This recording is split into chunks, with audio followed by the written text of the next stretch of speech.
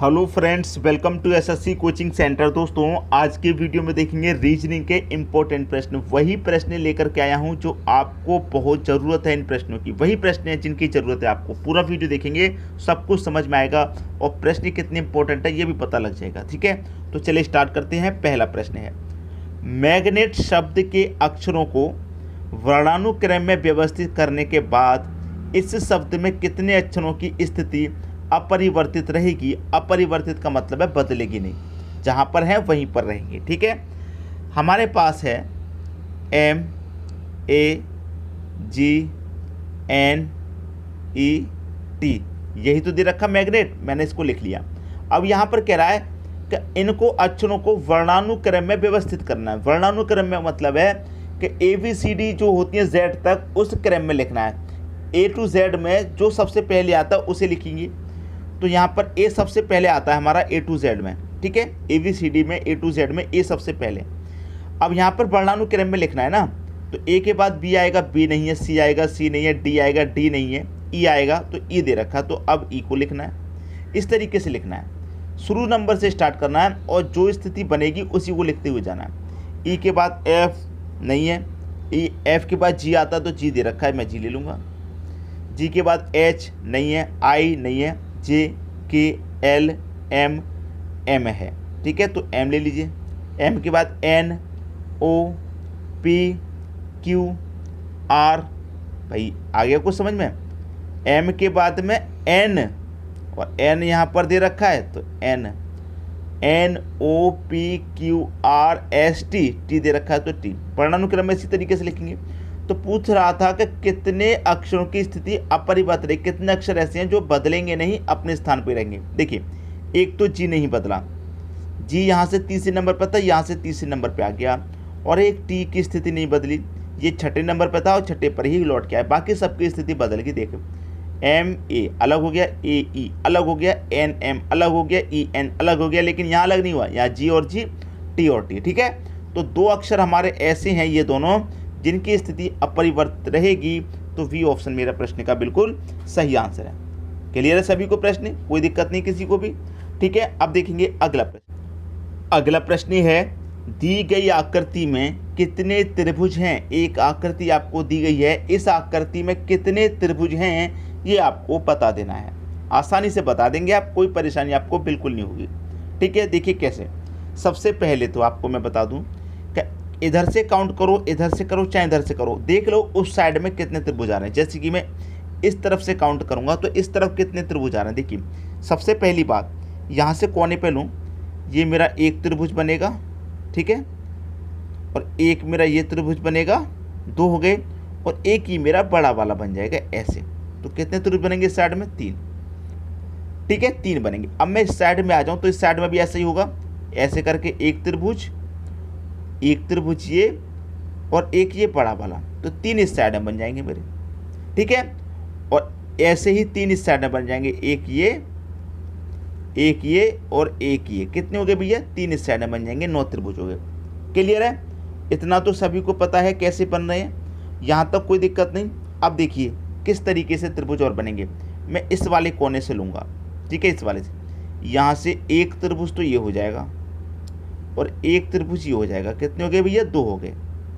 ठीक है, अब इस वाले कोने से ले लो, एक त्रिभुज ये हो गया और एक त्रिभुज ये हो गया। कितने हो गए? 2 हो गए। ठीक है, इस वाले से ले लो, एक त्रिभुज ये हो गया और एक त्रिभुज ये होगा। कितने हो गए भैया? 2 हो गए। 2 हमने ये ले लिए। क्लियर, कोई दिक्कत नहीं। अब बचा क्या है? अब बचा है हमारा सबसे बड़ा वाला त्रिभुज, ये वाला सबसे बड़ा, ये इसको ले लीजिए। तो यहाँ पर मैं लिखूँगा कितने हैं? 2 त्रिभुज plus 3 plus 2 plus 3 plus 2 plus 3 plus का 2, ये तो ले लिया सबसे पहले। कितने हो गए? 5 5 10 5 15 हो गए, और एक ये बड़ा वाला और ले लो, बस। कितने हो गए भैया? 16। ये आपका आंसर आ गया। पहले ऑप्शन में 16 दे रखा है, डी ऑप्शन में। ठीक है, क्लियर है? आसानी से गिन गिन के हमने किया है, कोई दिक्कत परेशानी नहीं होगी किसी को भी। अब देखेंगे हम अगला प्रश्न। अगला प्रश्न है, 7 गुने 4 गुने 8 बराबर 4498। क्या इनका मल्टीप्लाई करने पर इतनी बड़ी संख्या आएगी? 3 गुने 6 गुने 5 करने पर क्या इतनी बड़ी संख्या आएगी? भैया यहाँ पर जो लॉजिक से लगाया है यहाँ पर भी वही लॉजिक लगेगा और उसी लॉजिक से आपका यहाँ पर आंसर मिल जाएगा। ठीक है, संख्या है आपके पास सबसे पहले 7 गुने 4 गुने 8 बराबर 4498। ठीक है, ये दे रखा भाई आपको। देखिए क्या रिलेशन बन रहा है, किस तरीके से बन रहा है, इतने से इतना कैसे बन पा रहा है, आप उस पर ध्यान दीजिए। ठीक है, देखिए मैं आपको बता दूं, सबसे पहले इसमें हो क्या रहा है उसे देखिए। यहाँ पर देखिए मेरे पास क्या है, पहले वाली संख्या 4, लास्ट वाली संख्या मेरे पास 8 है। ठीक है, बीच वाली संख्या लिख ली, लास्ट वाली लिख ली, और जो पहली संख्या उसका स्क्वायर करके बीच में लिख दूँ तो 7 का स्क्वायर कितना आएगा 49 बीच में लिख दिया। अब 4498 बन गया, 4498 इस तरीके से बनेगा ये। उसी तरीके से दूसरी संख्या मेरी 3 गुने 6 गुने 5 कितनी के बराबर 695 की। हमने बीच वाली लिखी थी तो यहाँ भी मैं बीच वाली लिखूँ, लास्ट वाली लिखी थी यहाँ भी लास्ट वाली लिख दूँ, और पहली संख्या का स्क्वायर करके बीच में, तो 3 का स्क्वायर कितना आएगा 9 आएगा, मैं 9 बीच में लिख दिया, कितना हो गया भाई 695 हो गया, और यहाँ पर भी 695। अब इसका आंसर आपको मालूम करना आसान हो गया। 5 गुने 9 गुने 4 बराबर क्या, बीच वाली संख्या लिखेंगे, लास्ट वाली लिखेंगे, और पहली संख्या का स्क्वायर करके बीच में लिख देंगे, तो 5 का स्क्वायर कितना भाई 25, तो 92 54 9 2 5 4 9 2 5 4, पहले ही ऑप्शन में भाई साहब पहला ऑप्शन क्या हो जाएगा, सही हो जाएगा आपका। और प्रश्न भी आपको बहुत अच्छे से समझ में आ गया होगा, कोई भी परेशानी किसी को बिल्कुल नहीं आने वाली। ठीक है, प्रश्न कठिन था, हर कोई इस प्रश्न को नहीं बना पाता मुझे मालूम है, इसलिए मैंने ये प्रश्न भी करा दिया। अब देखेंगे हम अगला प्रश्न। अगला प्रश्न है आपका 17 11 19 12 13 16 25 4 क्वेश्चन मार्क। भाई यहाँ पर प्रश्न का आंसर क्या आएगा? क्या आपके प्रश्न का यहाँ पर आंसर आने वाला है? अगर मैं प्रश्न को ऐसे सॉल्व करूँ, जैसे मैं आपको कहूँ कि एक बड़ी संख्या देख लीजिए किस तरफ है, ऐसे चलूँगा ऐसे चलूँगा ऐसे चलूँगा, या फिर ऐसे चलूँगा ऐसे चलूँगा ऐसे चलूँगा। ठीक है, प्रश्न को ऐसे सॉल्व कीजिए तो आंसर आना चाहिए, या फिर ऐसे करके आंसर आना चाहिए, आंसर आपको लेके आना। ठीक है, अब देखिए मैं अगर प्रश्न को नीचे की तरफ सॉल्व करूँ, प्रश्न को अगर मैं नीचे की तरफ सॉल्व करता हूँ ऐसे, ठीक है ऐसे सॉल्व करता हूँ नीचे की तरफ, तो मैं क्या करूँगा, नीचे की तरफ सॉल्व करूँगा तो यहाँ पर 17 में से 12 घटा दूंगा, अंतर कर लूँगा इसका। 17 में से 12 जाएगा, कितना आएगा भैया 5, और 5 का मैं स्क्वायर कर दूंगा, कितना जाएगा 25, 25 ही तो दे रखा है नीचे। ठीक है, मैंने दोनों का अंतर करके स्क्वायर कर दिया। उसी तरीके से यहाँ पर भी अंतर करूँगा मैं, तो 11 और 13 का अंतर कितना आएगा भाई, 11 और 13 का अंतर 2 आएगा। अंतर का मैंने यहाँ भी स्क्वायर किया तो यहाँ भी कर दूँ, 2 का स्क्वायर कितना जाएगा 4, आपको 4 ही दिया गया है।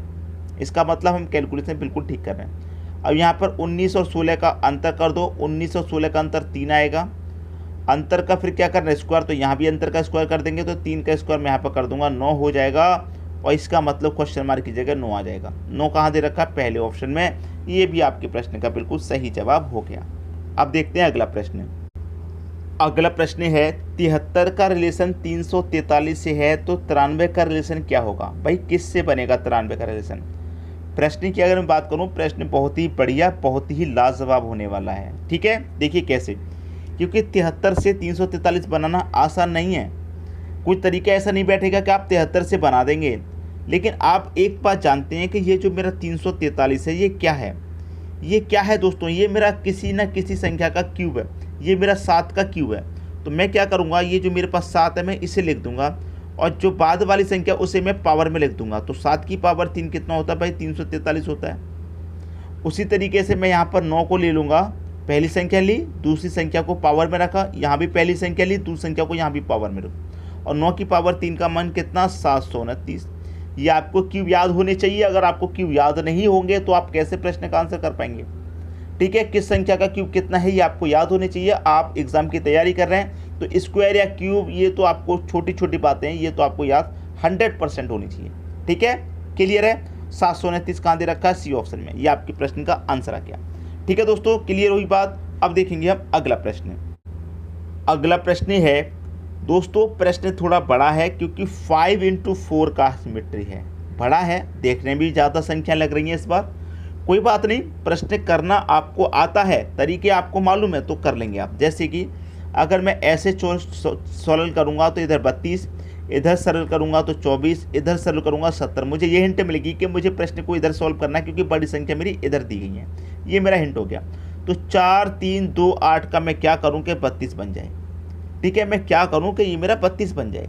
ठीक है, अब देखिए अगर मैं यहाँ पर सभी को जैसे कि 4 त्रिक का 12, ठीक है, 4 त्रिक का 12 कर दूँ और 12 का 1 पे 2 से कर दूँ 24 और 24 में 8 जोड़ दूँ तो 32। मैंने क्या किया, इन तीनों का पहले मल्टीप्लाई, 4 त्रिक का 12, 12 दूनी का 24। ठीक है, तीनों का मल्टीप्लाई, चौथी संख्या बची है इसको ऐसे ही जोड़ दूँ, 24 में 8 जोड़ दूंगा भाई 32 ही तो होता है। यहाँ पर वही करूँगा मैं, पहली तीनों संख्या मल्टीप्लाई, 5 त्रिक का 15, 15 एकम 15। चौथी संख्या को ऐसे ही जोड़ दो, तो 15 में 9 जोड़ दूंगा, कितना हो जाएगा भाई 24 हो जाएगा, 24 ही दिया गया है। फिर तीनों संख्या को मल्टीप्लाई, 7 त्रिक का 21, 21 का मल्टीप्लाई 3 से करेंगे, 21 का 3 से करने पर 63। ठीक है, कितना जाएगा 63। और 63 में क्या करेंगे, चौथी संख्या को जोड़ देंगे, तो 63 में 7 जोड़ेंगे 70 हो जाएगा भाई, 70 ही दिया गया है। अब वही करो तीनों संख्याओं का मल्टीप्लाई, 2 में 18, 18 चौक 72, कितना हो गया 72। और 72 में क्या करेंगे, चौथी संख्या को जोड़ देंगे, मतलब 12 को जोड़ देंगे तो कितना हो जाएगा, ये 84 हो जाएगा। 84 कहाँ पर है भाई, 84 दे रखा है बी ऑप्शन में। बी ऑप्शन आपके प्रश्न का सही आंसर है। जितना बड़ा प्रश्न था उतनी ही आसानी से ये सॉल्व हो गया। क्लियर है, कोई दिक्कत परेशानी नहीं। वीडियो आपको पसंद आया लाइक करें, दोस्तों में शेयर करें, चैनल को सब्सक्राइब नहीं किया तो सब्सक्राइब करके बेल आइकन का बटन दबा दें। ठीक है दोस्तों, वीडियो देखने के लिए आपका बहुत बहुत धन्यवाद।